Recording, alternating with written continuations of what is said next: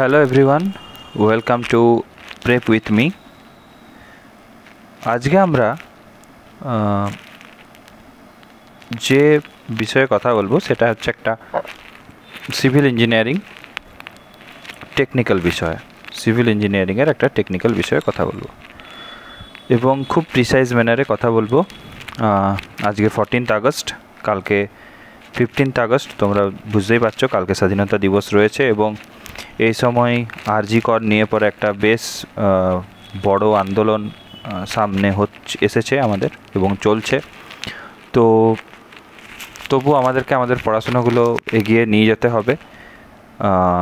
WBPSC হোক বা RRB হোক বা NS হোক, পড়াশোনা আমাদেরকে থামানো চলবে না। এছাড়াও যারা অলরেডি কোনো জায়গা থেকে ডিপ্লোমা বা বিটেক করছো, তো তারা অবশ্যই আমাদের সাথে যুক্ত থাকতে পারো এবং চ্যানেলটাকে ফলো করতে পারো। চ্যানেলটার সাথে থাকলে খুব ভালো লাগবে, কারণ চ্যানেলটাকে তোমরা যত সাপোর্ট করবে আমরা তত চ্যানেলটাকে এগিয়ে নিয়ে যেতে পারবো।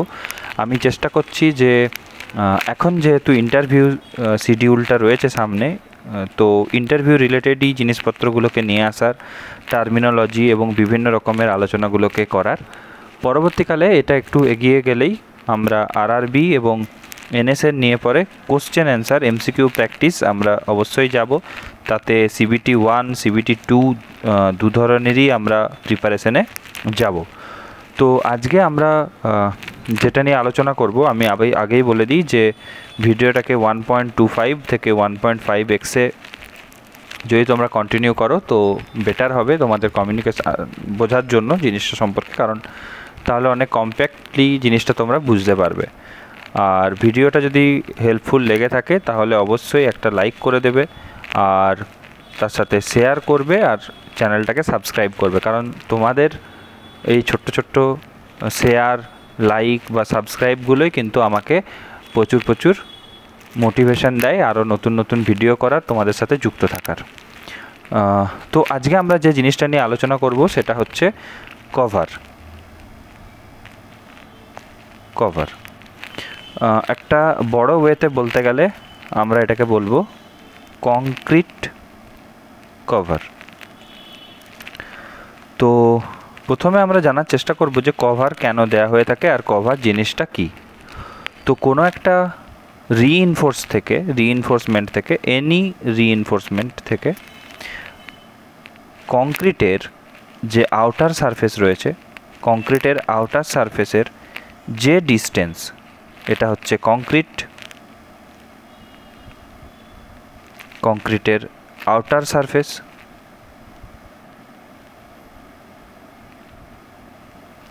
আর এটা হচ্ছে নিয়ারেস্ট রিইনফোর্সমেন্ট। তো এই ডিস্টেন্সটাকে আমরা কি বলছি? কভার বা কংক্রিট কভার। এটা দেওয়ার কারণ কি প্রশ্ন করতেই পারে যে আমরা এটা দেব কেন। তো প্রথমে রিইনফোর্সমেন্টের দিক দিয়ে দুটো কজ আসবে। একটা হচ্ছে যাতে রিইনফোর্সমেন্টে কোনো রকম কোরোশন না হয়, কোরোশন রেজিস্ট্যান্সের জন্য আমরা দেব। সেকেন্ড থিং যেটা আমরা দেব সেটা হচ্ছে কোরোশন রেজিস্ট্যান্স ছাড়া যাতে কোনো রকম ফার্দার ক্র্যাকস না ডেভেলপ হয় সেটার জন্যও আমরা দেব। আর কংক্রিটের ক্ষেত্রে যদি আমরা বলি, তাহলে কংক্রিটের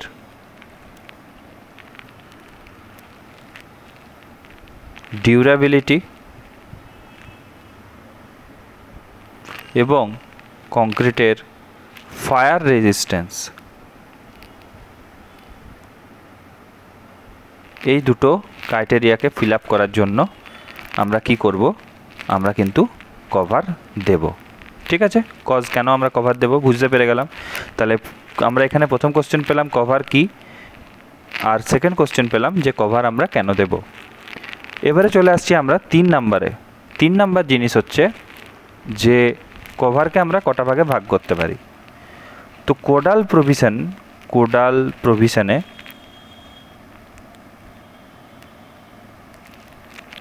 বলছে যে নমিনাল কভার,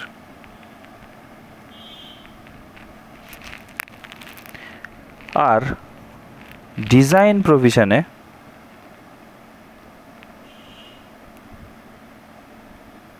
বলছে ক্লিয়ার কভার। আরেকটা কভার রয়েছে, সেটা হচ্ছে এফেক্টিভ কভার। এফেক্টিভ কভার, তাহলে clear cover, nominal cover and effective cover. তো যখনই আমরা কোনো ড্রয়িং পাবো, সেই ড্রয়িংয়ে সবসময় কিন্তু ক্লিয়ার কভার মেনশন করা থাকে, ক্লিয়ার কভার মেনশন করা থাকে জেনারেলি, যে 20, 25, 30, 40 যেটাই হোক সেটা দেওয়া থাকে।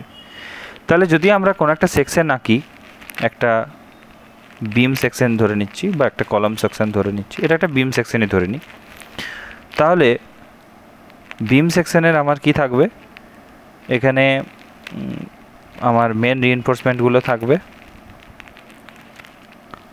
আর তার এগেনস্টে একটা স্টিরাপ থাকবে, তাই তো? ওকে, তাহলে ক্লিয়ার কভার হচ্ছে কংক্রিটের আউটার মোস্ট লেয়ার থেকে নিয়ারেস্ট রিইনফোর্সমেন্টের আউটার এজ পর্যন্ত যে ডিস্টেন্সটা, তাকে বলছে ক্লিয়ার কভার।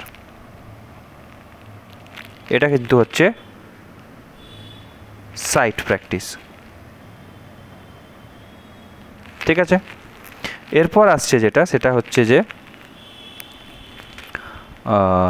Nominal cover. এবারে আমরা কোডাল প্রভিশন কি বলছে সেটা দেখে নিই। নমিনাল কভারের ক্ষেত্রে কোডাল প্রভিশন কি বলছে? নমিনাল কভারে IS 456-এর 26.4-এ নমিনাল কভারের যে সংজ্ঞা দেয়া হচ্ছে, তাতে বলছে যে nominal cover is the design depth of the cover to all the reinforcement including the links.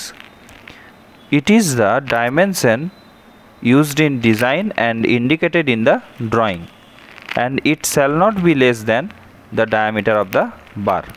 তাহলে nominal cover হবে, আমরা যদি এখানে যাই তাহলে nominal cover বলতে আমরা যেটা পাচ্ছি সেটা হচ্ছে লিঙ্কসটাকে ইনক্লুড করে যে কভারটা আমরা পাচ্ছি সেটাকে আমরা বলছি নমিনাল কভার, অর্থাৎ সিসি প্লাস লিঙ্ক।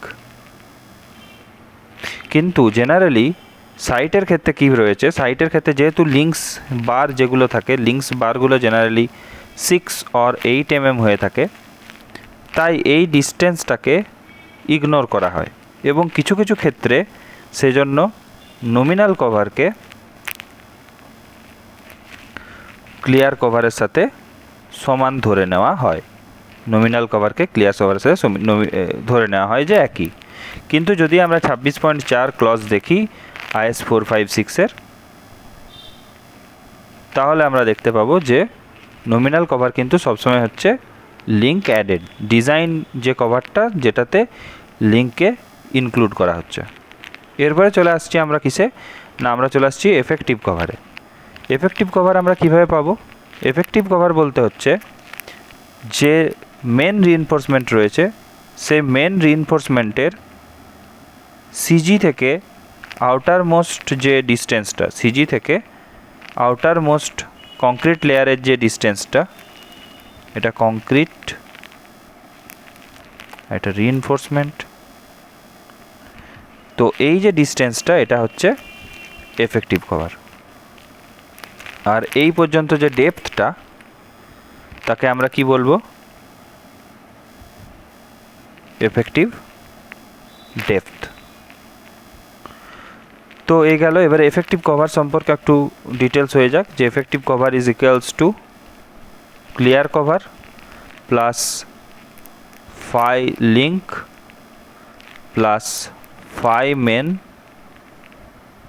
বাই 2। তাহলে এটা হচ্ছে সূত্র হয়ে গেল। এবারে হচ্ছে আমরা সবসময় বলতে পারি যে তাহলে effective cover is greater than nominal cover greater than clear cover. তো এটা হচ্ছে কভারের কনসেপ্ট। এবারে কভার কত থাকে না থাকে সেটা নিয়ে একটা প্রশ্ন সবসময় হয়, আইএস কোডে সেটা রয়েছে। এবং নমিনাল কভার সম্পর্কে তো আমরা পেয়ে গেলাম যে নমিনাল কভার কখনোই কি হবে না, less than, never less than equals to 5। তাহলে যে বারটা থাকবে তার থেকে কখনোই কম হবে না, বার ডায়ার থেকে নমিনাল কভার কখনো কম হবে না। এবারে ফুটিংয়ের ক্ষেত্রে খুব ইজিলি এটা দিয়ে দিয়েছে এবং আইএস কোডে লিখে দিয়েছে। কলমের ক্ষেত্রেও খুব ইজিলি এটা আইএস কোডে দিয়ে দিয়েছে, কলম সম্পর্কে লিখে দিয়েছে। সেটা হচ্ছে যেমন for footing the minimum cover 50 mm, আর যখন আমাদের কলম হবে কলমের ক্ষেত্রে নমিনাল কভার সবসময় মিনিমাম কভার হচ্ছে 40 mm, আর যদি or less than the diameter of search bar, ওটা অসুবিধা কিছু নেই। আরেকটা যেটা প্রভিশন রয়েছে সেটা হচ্ছে মিনিমাম ডাইমেনশন যদি কলমের 200 mm বা তার আন্ডারে হয়, তাহলে সেক্ষেত্রে যদি রিইনফোর্সিং বারটা 12 mm এর থেকে বেশি এক্সিড না হয়, 12 mm এর বেশি না হয়, তাহলে নমিনাল কভার আমরা 25 mm ইউজ করব। তাহলে এই দুটো একদম খুব ইজিলি আমাদের কাছে ক্লিয়ার যে ফুটিং আর কলম। বাট বিম এবং স্ল্যাবের ক্ষেত্রে যদি বলতে হয়, বিম আর স্ল্যাবের ক্ষেত্রে যদি আমাদেরকে জানতে হয়, তাহলে আমাদেরকে দুটো ক্রাইটেরিয়াতে আসতে হবে। একটা হচ্ছে নমিনাল কভার যেটা ডিউরাবিলিটি ক্রাইটেরিয়া ফুলফিল করছে, নমিনাল কভার যেটা ডিউরাবিলিটি ক্রাইটেরিয়া ফুলফিল করছে কি দিয়ে, যে টেবিল 16 দিয়ে। তো এক্সপোজার কন্ডিশন সম্পর্কে আমরা আগেও পড়েছি, আরও একবার পড়ে নিলেও পড়া যেতে পারে। সেটা হচ্ছে পরে আমরা দেখব mild, moderate, severe, very severe, extreme, এই যে 5টা রয়েছে। তার এগেনস্টে মাইল্ডের ক্ষেত্রে কখনোই নমিনাল কভারটা 20 কম হবে না, মিনিমাম কভার 30, দেন 45, 50 আর 75। তো মিনিমাম, এটা সবসময় এটা মাথায় রাখতে হবে, এটা হচ্ছে মিনিমাম কভার। মিনিমাম নমিনাল কভারটা হবে 20, 30, 45, 50, 75, 20, 30, 45, 50, 75। এবারে হচ্ছে মেন রিইনফোর্সমেন্ট বার যদি 12 mm এর অবধি হয়, মেন রিইনফোর্সমেন্ট বার 12 mm অবধি হয়, তাহলে মাইল্ডের ক্ষেত্রে আমরা এটাকে 5 mm কম করতে পারি। আর অ্যাকচুয়াল কংক্রিট কভার যেটা হচ্ছে সেটা কখনোই বেশি হতে পারে, কংক্রিট কভারটা সবসময় বেশি হতে পারে, +10 হতে পারে, আর কিন্তু মাইনাস মানে কভারটা কখনো কম করা যাবে না, মাইনাস করা যাবে না। আর সিভিয়ার কন্ডিশনের ক্ষেত্রে বা ভেরি সিভিয়ার কন্ডিশনের ক্ষেত্রে আমরা 5 mm অবধি রিডাকশন করতে পারি যদি কংক্রিটটা M35 বা তার উপরের গ্রেডের হয়। এছাড়া রয়েছে নমিনাল কভারের যে আরেকটা স্পেসিফিকেশান রয়েছে, সেটা হচ্ছে টেবিল 16A-তে, সেটা হচ্ছে ফায়ার রেজিস্ট্যান্সের এগেনস্টে। এখানে আমরা দুটো জিনিস মনে রাখলেই যথেষ্ট, একটা হচ্ছে 0.5, 1 আর 2, এই 3টে মনে রাখতে হবে, দুটো না 3টে। তো বিম আর স্ল্যাবের ক্ষেত্রে মনে রাখলেই যথেষ্ট, কলমের ক্ষেত্রে মনে রাখার দরকার নেই, কারণ কলম পুরোটাই 40, বুঝতেই পারছো। তো বিমের ক্ষেত্রে সিম্পলি সাপোর্টেডের ক্ষেত্রে 0.5 ঘন্টার জন্যও 20 রাখতে হবে, কন্টিনিউয়াসের জন্যও 20 রাখতে হবে, 1 ঘন্টার জন্যও 20 রাখতে হবে। কিন্তু 2 ঘন্টা হয়ে গেলে বিম কিন্তু 40 হচ্ছে সিম্পলি সাপোর্টেডের জন্য এবং 30 হচ্ছে কন্টিনিউয়াসের জন্য, কিন্তু 30 mm আমাকে নমিনাল কভার রাখতেই হবে।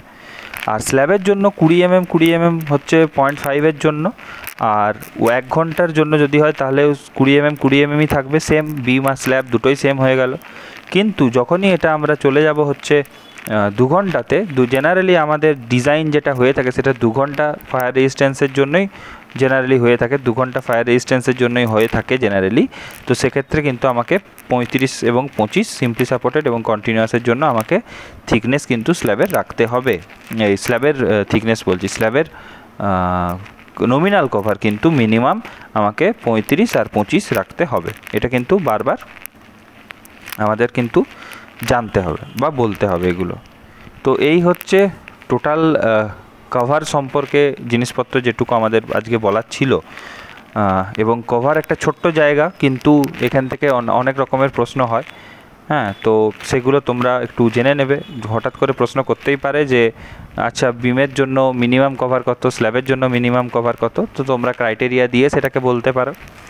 বা ডাইরেক্টলিও বলতে পারো। ফুটিং আর কলমের ক্ষেত্রে হলে পরে তো কোনো অসুবিধা নেই, সেগুলো নিয়ে পরে কোনো রকম কোনো ঝামেলা ঝাঁটি ছিল না, নেই। 2000 সালের যে এগেনস্টে যেগুলো রয়েছে সেগুলো তোমরা চাইলেই বলতে পারো। তো এই ছিল আজকের আমাদের ডিসকাশন সেশন। আমি জানি আমার চ্যানেলটার রিচ কমে গেছে, কারণ আমি অনেক সময় ছিলাম না, অনেক দিন ভিডিও আপলোড করতে পারিনি, অনেক দিন জিনিসপত্র তোমাদেরকে শেয়ার করতে পারিনি। হ্যাঁ, তো একটু চ্যানেলটাকে একটু শেয়ার করে দাও, চ্যানেলটার ভিডিওগুলোকে আরেকবার করে একটু শেয়ার করে দিলে পরে আমার মনে হয় যে চ্যানেলটা একটু গতি পাবে। তো তোমরা যারা আমার শুভাকাঙ্ক্ষী রয়েছো, চ্যানেলটার সাথে রয়েছো, তো তারা চেষ্টা করো একটু চ্যানেলটাকে বুস্ট আপ করার। আশা করছি আমরা তাহলে আরও বেটার একটা জায়গাতে পৌঁছাতে পারবো।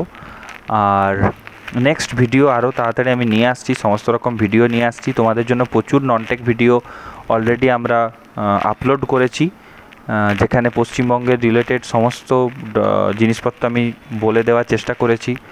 এবং আর মনে হয় 2টো জেলা বাকি রয়েছে, 5টা প্রশাসনিক বিভাগের সবগুলোই প্রায় মোটামুটি আমরা করে ফেলেছি। হুগলি আর বীরভূম সেটাও খুব তাড়াতাড়ি আমি শেষ করে দেবো।